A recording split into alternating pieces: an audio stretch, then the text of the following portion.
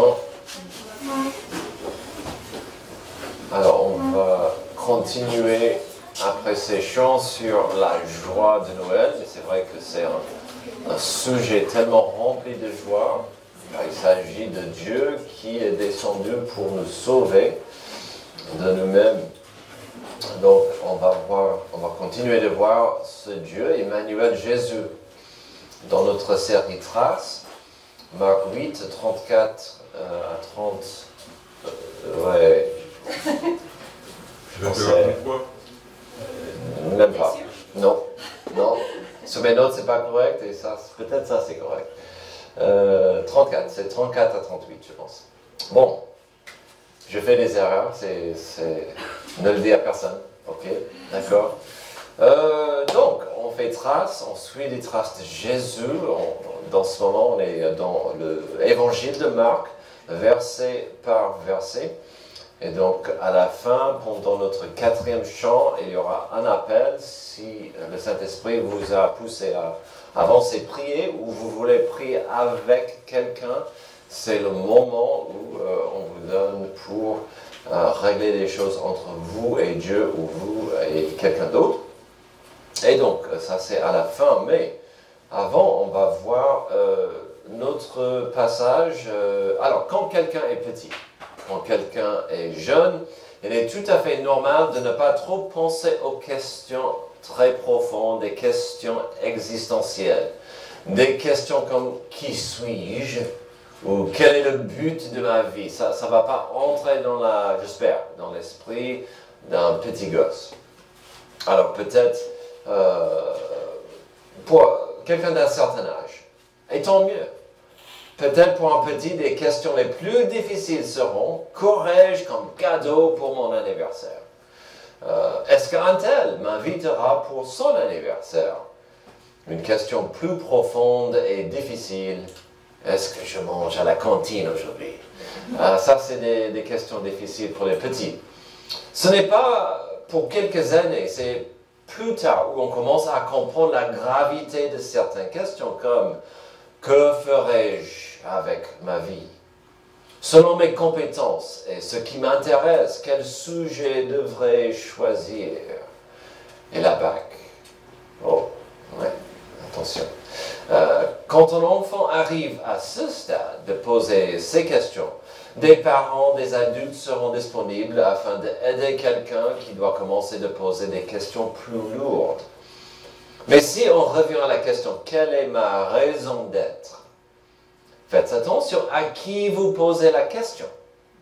Le monde dirait tout simplement que des réponses à ce qui rend la vie complète sont simples. Le monde vous le dira avec des chants, des films, des stars.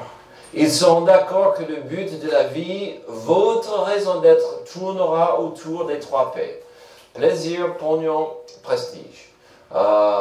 Il faut chercher ce que vous aimez bien et gagner aussi autant d'argent possible. Quelque part sur ce chemin, trouver l'amour et beaucoup de plaisir en chemin. Et toutes les réponses vont tourner autour de ces choses. Et ces choses ne sont pas mauvaises en soi. Aujourd'hui, nous aurons la réponse claire et nette à la question « quelle est ma raison d'être ?» Bien sûr, la réponse doit tourner autour de la notion de qui est Jésus-Christ et si Jésus mérite notre attention ou combien de notre attention est-ce que Jésus mérite? Où? Encore cette notion de où. La vie doit-elle tourner autour de Jésus?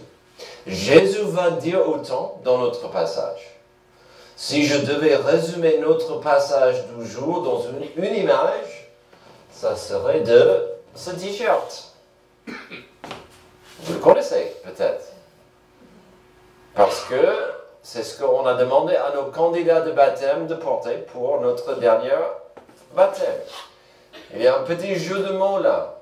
Parce que si notre but de notre Église, c'est de faire et former des disciples, on veut des disciples. Pourquoi? Parce que ça vient des dernières paroles de Jésus-Christ en Matthieu 28, quand il a dit « Allez, faites de toutes les nations des disciples.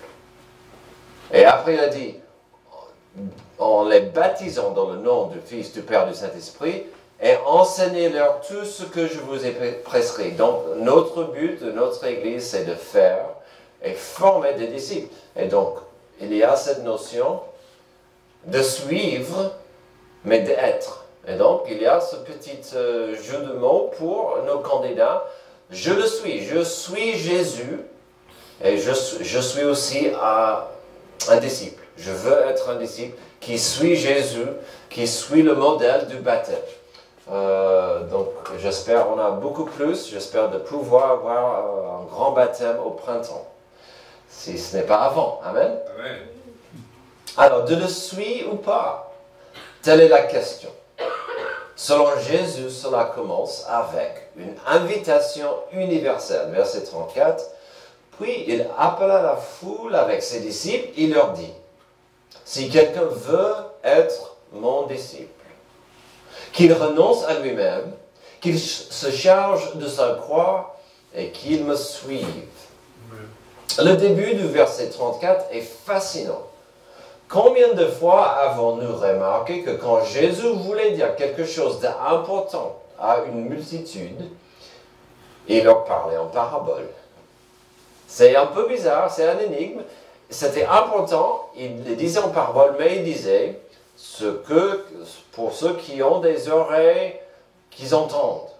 Donc ça, c'était la clé. Il fallait bien étudier ce qu'il allait dire, ou il venait de dire. Mais là, il n'y a pas de parabole. En fait, il dit, venez tout le monde, j'ai une annonce. Venez tout le monde, écoutez-moi bien. Avant, si Jésus voulait approfondir plus tard quelque chose, il faisait ça avec ses disciples, sans des distractions du monde. Souvent dans un bateau, on voyait ça. Mais ici, Jésus va faire une annonce, une proclamation tellement puissante et confiante. Il va le faire à tout le monde. Ne ratez pas l'importance de cela aujourd'hui. Souvent, il y a des passages ou des versets qui sont beaux, qui sont poétiques, et on aime bien de les retransmettre. Il n'y a pas de mal à faire ça. Mais parfois, il faut comprendre que certains versets, certains passages étaient destinés à une cible précise, et la phrase originelle n'était pas pour tout le monde. Ici, ce n'est pas le cas. Ici, nous avons une invitation universelle que Jésus a fait ce jour-là, qui reste toujours une invitation pour aujourd'hui. Cette phrase est aussi valable et applicable aujourd'hui à nous comme il était pour des gens devant lui ce jour-là. Dans notre passage, il y avait bien sûr ces 12 disciples, puis certainement d'autres qui croyaient plus ou moins en lui. La Bible dit qu'il y avait en fait plusieurs fidèles qui croyaient en lui. Mais ici, il donnera cette proclamation importante à tous. C'était une invitation universelle. Mais de quoi et pourquoi? Si quelqu'un veut être mon disciple, qu'il renonce à lui-même, qu'il se charge de sa croix et qu'il me suive. À première vue, on dirait non, merci. Je ne vois pas l'intérêt, Jésus, franchement. Aujourd'hui, ça serait facile de penser que ce que cela voulait dire implique une vie de servitude avec le fardeau de la croix sur son dos et qu'il n'y aura pas de joie et fun dans cette vie. De porter ma croix et suivre Jésus, c'est pas très intéressant ça. Mais que disait-il vraiment? Déjà, la clé se trouve dans la première phrase. Mais cela ira contre la sagesse du monde. Renonce à toi-même. Ouf! Que dit le monde? Sois vrai à toi-même. Suis ton cœur. Jésus vient de dire l'opposé. Intéressant. Dans le langage original, le mot renoncer veut dire refuser de suivre. Que vais-je choisir à chaque fois? Si Jésus n'est pas dans la formule, je vais choisir à chaque fois de me plaire, de me élever, de me glorifier. Et si vous connaissez l'histoire du fils prodigue, vous savez de quoi je parle. Le fils prodigue avait une fortune dans ses mains. Il a décidé de se élever, de se glorifier et de vivre pour les 3 P. Et à la fin, il était vide, il était triste, il était affamé, il était brisé. Il voulait que être à côté de son Père. Alors, l'être humain qui va s'élever et se glorifier, qui va se suivre, va se tromper à chaque fois. Donc, la clé pour une vie réussite, un avenir de succès, c'est de dire non à ce que j'aurais la tendance à vouloir. Et ensuite, il dit de prendre sa croix. À l'époque, c'était une phrase horriblement violente et scandaleuse. Si quelqu'un portait sa croix, ça voulait dire qu'il était un criminel, il était condamné à souffrir avant sa mort. Les Romains obligeaient les criminels condamnés à porter leur propre croix jusqu'au lieu de la crucifixion. Porter une croix signifiait que l'on était sur le point de mourir et que l'on risquait d'être ridiculisé et déshonoré en chemin. Alors, est-ce que Jésus était vraiment fort dans la vente? Est-ce qu'il pourrait vendre des voitures aujourd'hui? Là, ils vendent quelque chose de difficile, compliqué. Après notre passage de la semaine dernière, on peut presque voir Pierre encore dans la tentation de reprendre Jésus. Jésus, si tu veux plus de disciples, il faut qu'on travaille sur ton discours et ta stratégie de vente. Ça, c'est pas le bon chemin. Au moins le verset, la phrase termine avec quelque chose de positif. Qu'ils me suivent. Ah, cela aide. Ça change un peu des données. La semaine dernière, nous avons vu comment Jésus voulait que ses disciples comprennent ceci. Car nous avons vu ceci. Ce que le maître fera, le disciple doit accepter. Ce que le Seigneur subira, le disciple doit assumer. Et là, Jésus est clair que la vie d'un disciple n'est pas la vie en rose, mais Jésus sera là avec nous à chaque pas. Prendre ta croix sur le chemin, sachant qu'il y aura une fin à ce chemin. Et peut-être ça veut dire que les gens te regardent mal, qui t'abandonnent, mais tu seras en train de me suivre.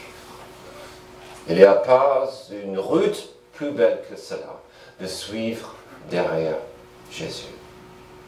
De prendre ma croix, c'est d'être sauvé de la vie la plus vide et la plus insatisfaisante que je puisse vivre.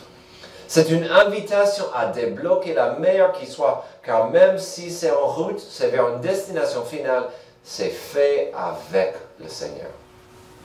De le suivre ou pas, telle est la question. Après l'invitation universelle, Jésus continue avec une rénonciation individuelle. En effet, celui qui voudra sauver sa vie la perdra, mais celui qui la perdra à cause de moi et de la bonne nouvelle la sauvera. Nous en avons parlé un peu déjà dans notre premier point. Ici, nous découvrirons que Jésus va encore expliquer l'importance et la gravité de cette position. Si quelqu'un suit le monde et se lève sur le trône de la vie, que aurait-il? Il sera un success story, certes. Et je ne suis pas contre les 3 P, mais combien de fois est-ce que les 3 P sont élevés à un niveau d'idolâtrie? Je cherche le plaisir. Je veux plus que le monde, plus de pognon. Je veux le pouvoir. C'est la chose la plus importante. Puis combien de fois est-ce que quelqu'un qui aurait une certaine quantité de ces choses marchera sur d'autres personnes afin de les recevoir ou de les garder? Donc encore, les 3 P deviennent des idoles. Parce qu'on va marcher sur quelqu'un d'autre afin d'avoir ou garder ces choses. Il y avait pas mal de gens puissants et riches qui ont parlé à Jésus. Vous vous rendez compte? Et la plupart de ces gens sont partis frustrés car ils restaient toujours vides. Pharisiens,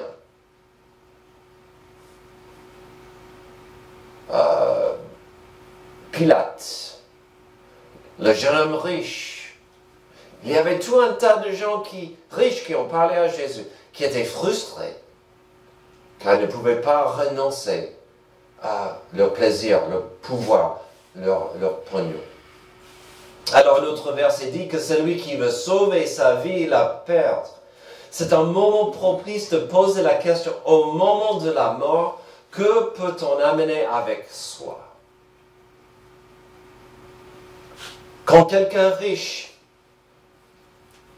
arrive à la mort, s'il veut amener son argent avec lui, il pourrait le mettre dans le trou, dans son cercueil, il pourrait le donner aux gens, à ses enfants, mais à quoi servira-t-il d'arriver à l'enfer ou au ciel avec des sacs d'argent? Vous avez entendu la blague peut-être. Au ciel, les roues sont faites en or. Alors apparemment, notre argent ne vaut pas grand-chose au ciel. C'est clair. Qu'est-ce que je peux amener avec moi après ma mort? Il y avait, verset 35, en effet, celui qui voudra sauver sa vie la perdra, mais celui qui la perdra à cause de moi, de la bonne nouvelle la sauvera. Si vous, entre guillemets, perdez votre vie pour la gloire de suivre Jésus, vous allez la sauver pour l'avancement de la bonne nouvelle. J'espère que vous avez vu ça. Vous allez sauver votre vie pour la bonne nouvelle. Et donc, ne sommes-nous pas revenus à la question de tout à l'heure? Que pouvions-nous amener avec nous après la mort? Selon ce verset, la seule chose qui compte sera la gloire d'un héritage d'autres personnes. La seule chose que je peux amener avec moi au ciel, c'est la confiance que j'ai investi ma vie dans la bonne nouvelle et j'ai pu toucher les gens avec l'évangile. De savoir, ma famille ira au ciel après moi. Mes voisins, mes amis, les gens de mon église, je les verrai un jour au ciel. C'est cet héritage, c'est ce qui compte, c'est la seule chose qui compte. Donc,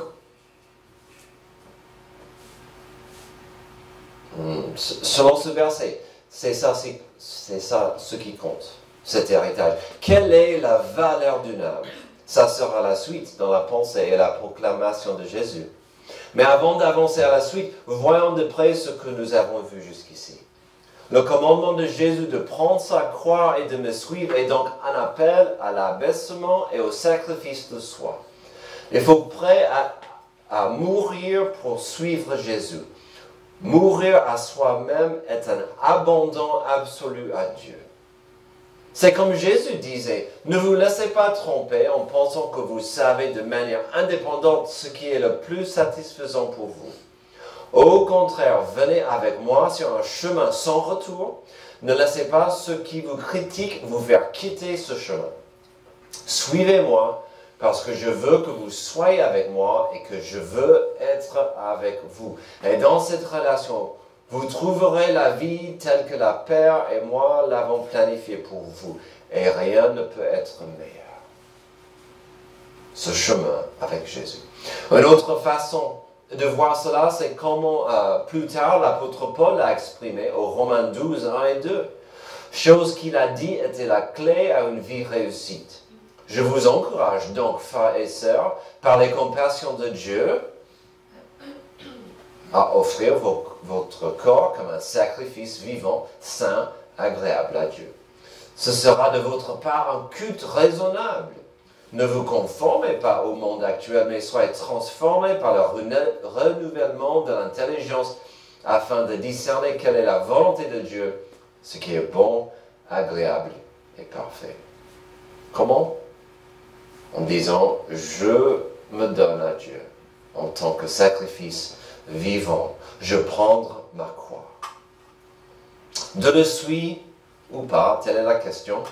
Selon Jésus, ça commence avec une invitation universelle, c'est suivi par d'autres étapes comme une rénonciation individuelle. Cela sera suivi par une rémunération éternelle. Et que servira-t-il à un homme de gagner le monde entier s'il perd son âme? Que donnera un homme en échange de son âme? Encore, nous parlons ici de certaines choses déjà mentionnées. Tout est lié, bien sûr. Là, Jésus revient à la simple vérité des choses. Tu peux avoir la meilleure vie avec les meilleures choses, une vie de luxe, une vie de plaisir, une vie des 2%, même qui rend la plupart de la planète jalouse. Mais sans une compréhension de l'éternel, ça sera une perte. Ici-bas, l'âme humaine est créée afin de maximiser son temps avec son Créateur. Et après cela, l'âme humaine est aussi créée afin de continuer après ses 88 ans sur Terre. Donc la question s'impose, avec qui allez-vous passer l'éternité? Et aussi, il y a la question de la destination. Où est-ce que votre âme passera l'éternité? Où et avec qui? Au début de la prédication, j'ai dit qu'un gosse n'aura pas besoin de poser des questions existentielles et profondes, mais ces deux questions au verset 36 et 37 sont plus que capitales. Vous ne pouvez plus les éviter aujourd'hui. Une âme est si précieuse qu'elle n'a pas de prix. Et vous ne pouvez rien échanger pour votre âme au moment donné. En fait, il y a un prix, mais vous ne pouvez pas le payer. Vous n'avez pas les moyens afin de payer le prix de votre âme ou votre place au ciel auprès de Dieu. Il ne faut pas rater l'importance de vivre pour Jésus aujourd'hui et puis avec lui pour l'éternité. Mais il viendra un moment où c'est trop tard. À un moment donné, ça sera trop tard de dire « Je veux bien accepter Jésus-Christ maintenant ». Vous ne pouvez pas choisir de le suivre lorsque c'est trop tard. Il n'y a pas de négociation devant la porte du ciel. Il n'y a pas de négociation devant la porte de l'enfer. Point barre. Il y a quelques années, j'ai visité un homme à l'hôpital, sur son lit de mort. Il ne pouvait plus parler, mais il pouvait comprendre. Je ne le connaissais pas. On m'a demandé d'aller le voir. Je lui ai parlé de Jésus, de la bonne nouvelle, du salut. Je l'ai invité de prier avec moi. Et j'ai fait une prière classique. À la fin de la prière, il commençait de pleurer. Il ne pouvait pas exprimer, il ne pouvait pas parler. Aujourd'hui, je ne sais pas si il pleurait avec joie, car il était une nouvelle création. S'il pleurait dans l'amertume, comment ose-t-il, soit devant lui, dans cette position? Ou est-ce que les larmes étaient parce qu'il a gâché toute sa vie sans Dieu? Et juste à la dernière minute, il a accepté. Peut-être un jour je le saurai. Mais j'ai toujours pensé qu'il était joyeux. Peut-être il a accepté. Mais c'était trop tard de vivre sa vie telle comme Dieu l'a voulu. De le suivre ou pas, telle est la question. On a vu une invitation universelle, une renonciation individuelle, une rémunération éternelle. On termine avec une réflexion universelle. En effet, celui qui aura honte de moi et de mes paroles au milieu de cette génération adultère et pécheresse, le Fils de l'homme aura aussi honte de lui quand il viendra dans la gloire de son Père avec les saints anges. C'est intéressant ici qu'ayant parlé de la valeur d'une âme et certaines implications de l'éternité, et il ne faut pas rater l'éternité dans ce passage, Jésus est revenu au présent, aujourd'hui. Aujourd'hui, vous ne pouvez pas jouer avec cette question, ni le poids de cette question.